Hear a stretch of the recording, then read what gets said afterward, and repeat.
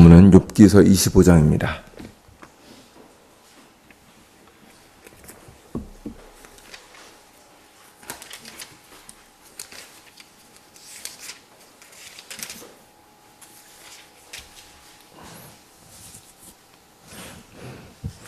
욥기서 25장입니다.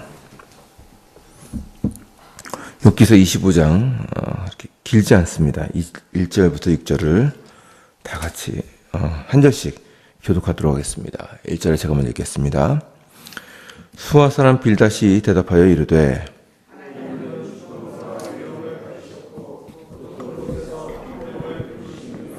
그의 군대를 어찌 계수할 수 있으랴. 그가 비추는 광명을 받지 않는 자가 누구냐.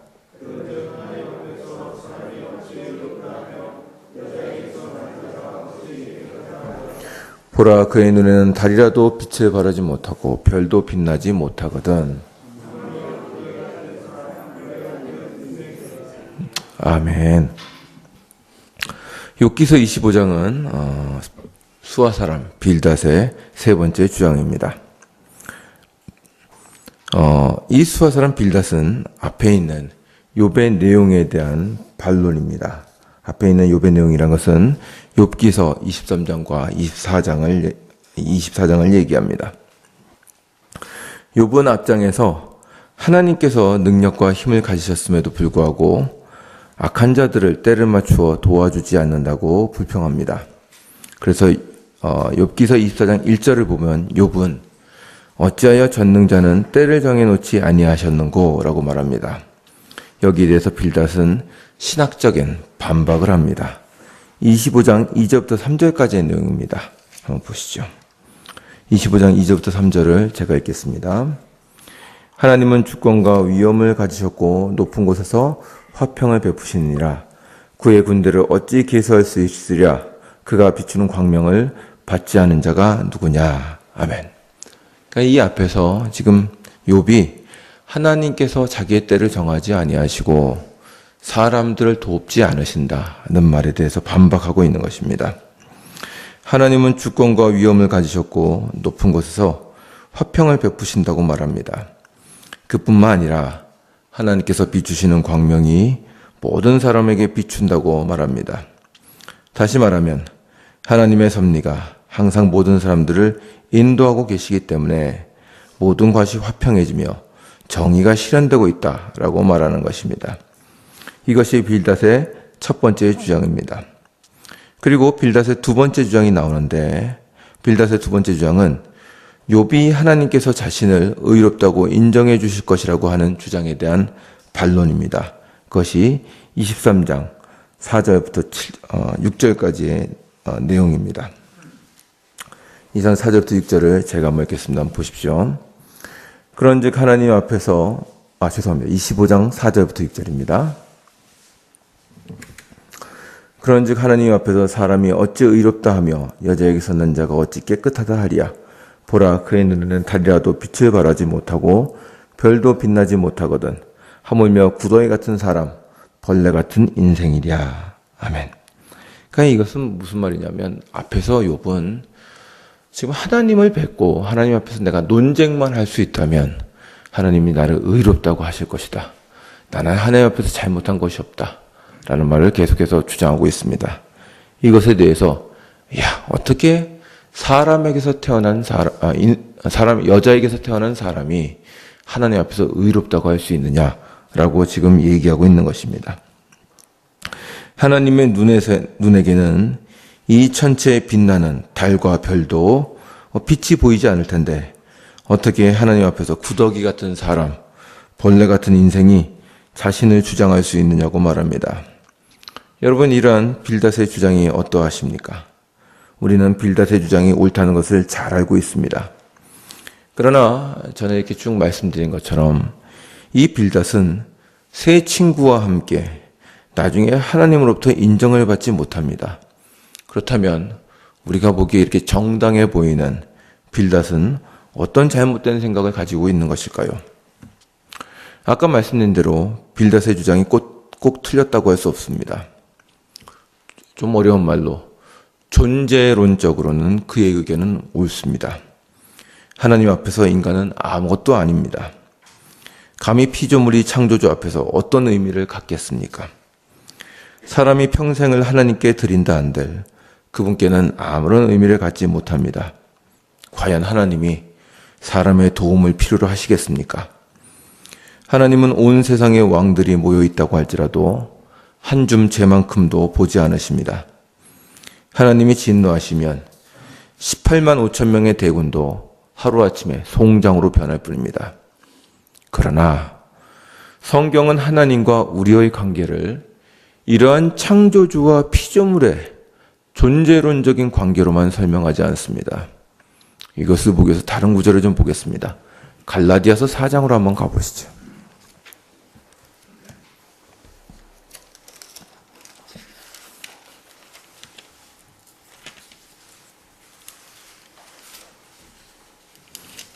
갈라디아서 4장 3절부터 7절입니다.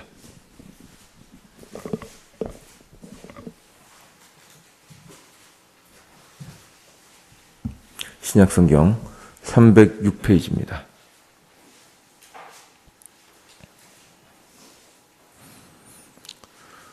갈라디아서 4장 3절부터 7절을 한 절씩 교독하도록 하겠습니다. 제가 3절을 먼저 읽겠습니다. 이와 같이 우리도 어렸을 때 이 세상의 초등학문 아래에 있어서 종노릇하였더니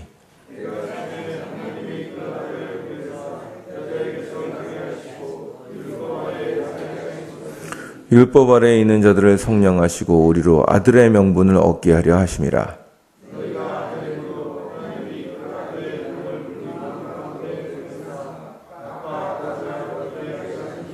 다 같이 읽겠습니다. 그러므로 내가 이후로는 종이 아니요 아들이니 아들이면 하나님으로 말미암아 유업을 받을 자니라. 아멘. 지금 이 갈라디아서가 말하고 있는 것은 구원받기 전의 사람과 구원받은 후의 사람의 차이에 대해서 논하고 있습니다. 근데 재미있는 것은 그 차이란, 그러니까 구원받기 전의 사람과 구원받은 후의 사람의 차이란 것은 사람이 어떻게 변하느냐에 있는 것이 아니라 하나님과 사람 사이의 관계가 변했다는 것을 설명하고 있는 것입니다. 이런 관계의 변화를 바울은 종이라는 것과 아들이라는 용어로 표현하고 있습니다. 세상에 있을 때 아직 그리스도를 알지 못하고 그분의 구원을 알지 못할 때는 우리는 종에 불과합니다. 종은 그 한 일에 따라서 대가를 받는 관계입니다. 종은 철저하게 유용성으로 판단을 받습니다. 유용성이 없는 종은 필요가 없으며 우리는 하나님 앞에서 유용할 수 있는 능력도 없습니다. 이 세상의 원리에 있을 때 사람들은 모두 종에 불과합니다. 그러나 하나님은 이 세상을 사랑하여 그러한 관계 속에 죄인을 내버려 두시지 않습니다. 성도는 하나님과 그러한 관계에 있지 않습니다. 하나님은 아들이신 그리스도를 보내어 그 그리스도 안에서 성도들로 하여금 아들의 명분을 얻게 하신다고 합니다. 여기서 하나님과 주종 관계에 있던 피조물이 다른 관계로 넘어가는 것을 보게 됩니다. 하나님과 아버지와 아들의 관계가 되는 것입니다. 이것은 아까 얘기한 종과의 관계와는 전혀 다른 관계가 되는 것입니다. 주인과 종의 관계에서는 유용성이 중요합니다. 무엇을 할 줄 아느냐, 잘 아느냐가 문제가 됩니다. 그러나 아버지와 아들과의 관계에서는 더 이상 유용성으로 판단을 받지 않습니다. 그 관계에서 중요한 것은 아버지가 아들을 사랑한다는 것입니다. 그로 인하여 아들은 의미를 가지며 더 나아가서 그는 유업을 받을 자가 됩니다. 구원을 받기 전이나 구원을 받은 후나 피조물인 인간에게는 어떤 차이가 생기지 않습니다. 구원을 받았다고 우리가 더 능력이 생기거나 유용해지는 것도 아닙니다. 옛날을 생각해 보시면 구원받기 전이나 그 후나 우리가 거의 차이가 없지 않습니까? 오히려 구원받고 유용성이 떨어지는 분들도 더 많습니다. 그죠? 사업 말아먹고 재산 뺏기고 그 다음에 예수를 믿죠. 세상으로 볼 때는 오히려 어쩌면 예수를 믿은 다음에 우린 더 유용성이 떨어질 수도 있겠습니다. 여전히 사람은 부패성을 가지고 있으며 부족함이 있습니다. 그러나 하나님은 죄인을 자녀로 삼으십니다. 그리고 자녀라고 할 때에는 하나님께 전혀 다른 의미를 가지게 됩니다. 그는 하나님의 관심과 사랑 속에서 그분의 유업을 넘겨받을 자가 됩니다. 그러므로 우리의 삶은 능력이 아니라 하나님의 사랑으로 인하여 그분 앞에서 의미를 갖게 됩니다. 여기서 우리는 빌닷이 무엇을 실수하였는가를 알게 됩니다. 빌닷은 사람이 하나님 앞에서 아무런 의미를 갖지 못한다고 주장하였습니다. 그것은 맞습니다. 사람은 하나님 앞에서 능력이나 힘이 없습니다. 그가 할 수 있는 것은 하나님께는 아무것도 아닙니다. 그렇게 빌닷이 말한 대로 우리는 구더기 같은 사람이고 벌레 같은 인생입니다. 그러나 하나님이 그 사람을 사랑하여 자신의 아들을 삼으셨기 때문에 빌닷의 말은 옳지 않습니다. 사람은 존재나 능력을 가지고 있어서가 아니라 하나님께서 사랑하시기 때문에 그분 앞에서 의미를 갖게 됩니다. 하나님은 그 부패한 사람을 위하여 구원 역사를 베푸실 뿐만 아니라 독생자를 보내어 그들을 자녀로 삼으십니다. 과연 이러한 자녀가 그분 앞에서 아무런 의미가 없다고 할 수 있겠습니까? 빌닷은 하나님을 창조주로는 이해했을지 모르지만 그분이 사람을 사랑하여 구원하시는 구원자라는 사실은 이해하지 못했습니다. 사람은 하나님의 사랑으로 인하여 그분 앞에서 큰 의미를 갖는 자녀가 됩니다. 성도는 자신의 삶이 하나님 앞에서 얼마나 큰 의미를 갖는지 가끔 망각합니다. 하나님이 자신에게 관심이 없거나 자신의 삶이 별 의미를 갖지 못한다고 생각합니다. 그러나 그것은 하나님과 자신과의 관계를 잘못 이해하고 있는 것입니다. 제가 성도들을 대하다 보면 가끔 그런 얘기를 듣습니다. 자기가 더 큰 사역, 예를 들어 선교를 나간다든가 아니면 큰일에 헌금을 한다든가 이래서 자신이 하나님 앞에 스스로 유용성을 가져야 한다고 생각합니다. 그래야 하나님이 나한테 관심을 가지실 것이며 나를 크게 보실 거라고 합니다. 그러나 그런 말이 아닙니다. 성경은 그래서 하나님이 우리에게 관심을 갖고 있다고 얘기하지 않습니다.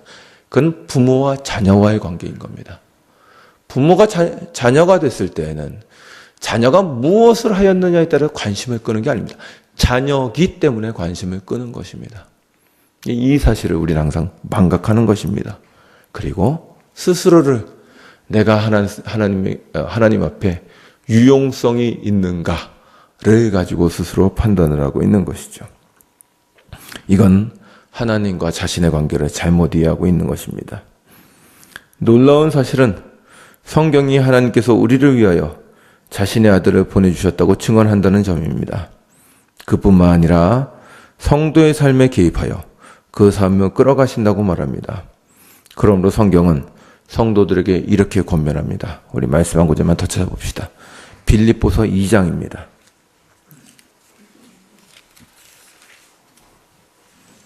빌립보서 2장 12절입니다.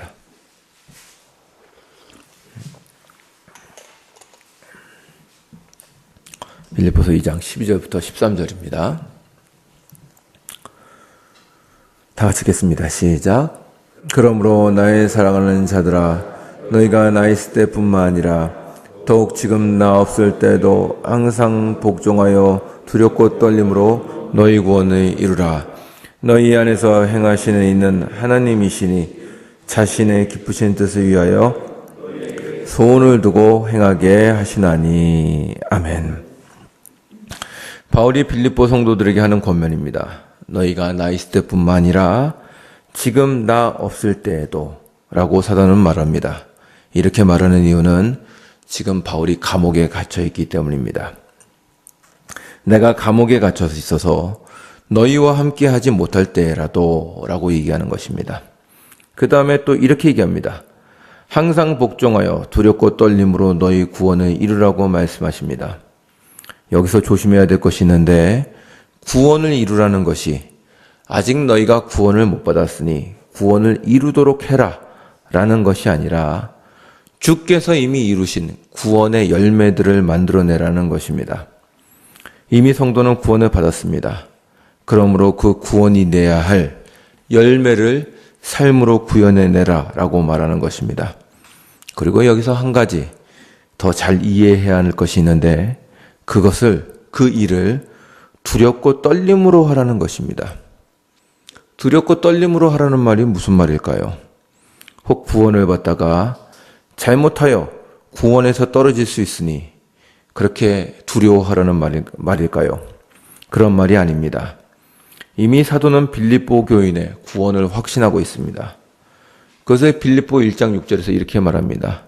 너희 속에 착한 일을 시작하신 이가 그리스도 예수의 날까지 이루실 것을 우리가 확신하노라.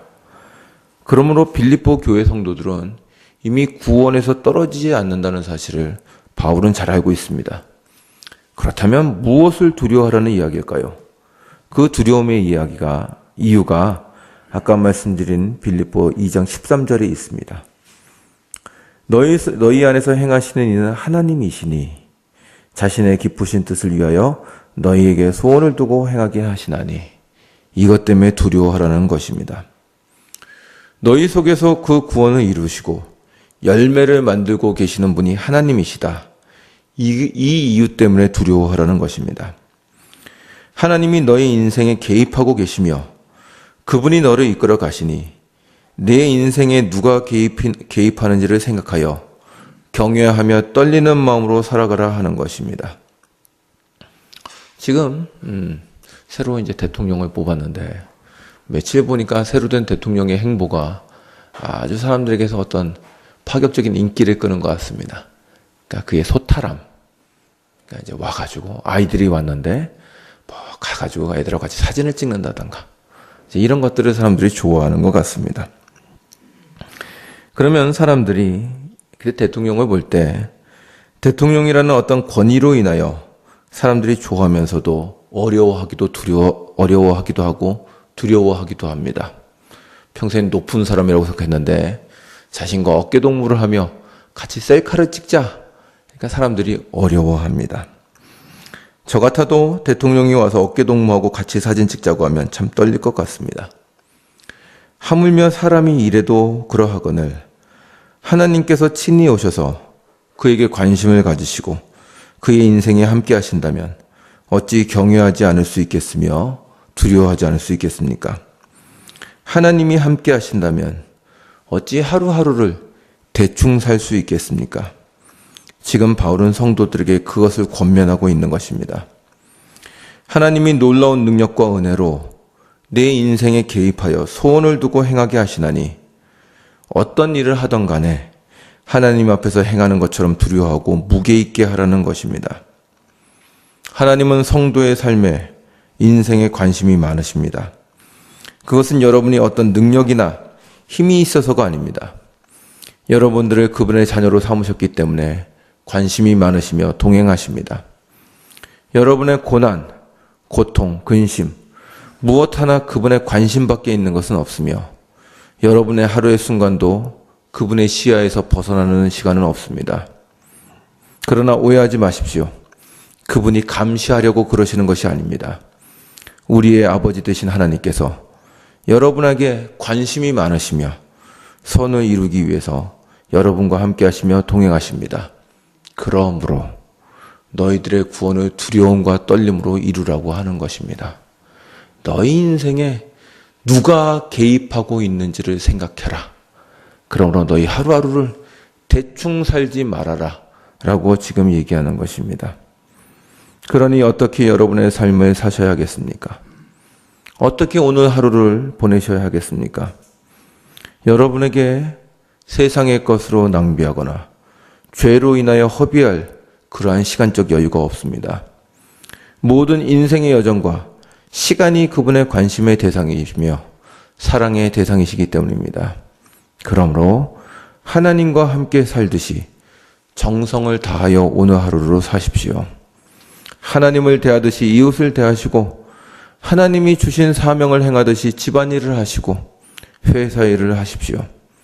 그 일을 통하여 하나님은 여러분의 구원을 복되게 이루어 나가실 것이며 여러분의 삶을 그리스도의 은혜로 채워 가실 것입니다. 이것이 바로 욥기가 우리에게 가르쳐 주는 것입니다. 기도합시다.